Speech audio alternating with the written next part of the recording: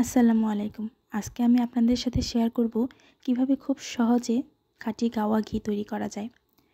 তার জন্য আমি নিয়ে নিলাম 250 গ্রামের মতো সর। সরটা আমি আগে থেকে ডিপ ফ্রিজে জমিয়ে রেখেছিলাম। ডিপ ফ্রিজের সর অনেক দিন ভালো থাকে। সরটাকে আমি একটা মিক্সিং জারে নিয়ে নিলাম।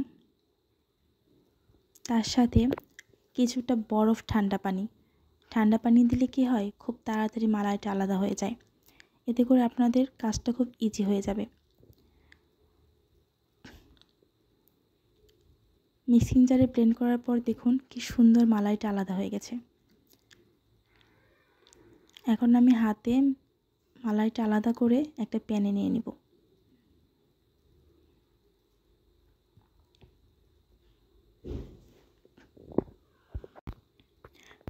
এখন মালাইটাকে চুলাতে দিয়ে মিডিয়াম লো আঁচে জাল করতে হবে।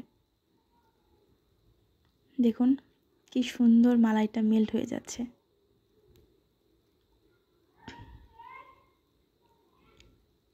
এই সময় কিছুক্ষণ পর পর হালকা নেড়ে দিতে হবে, তা না হলে কিন্তু তলানিতে লেগে যাবে।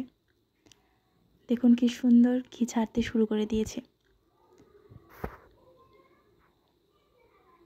কিছুক্ষণ পর পর হালকা নেড়ে দিবেন যেন নিচে লেগে না যায়। আমি কিন্তু খুব মিষ্টি সুন্দর একটা ঘ্রাণ পাচ্ছি।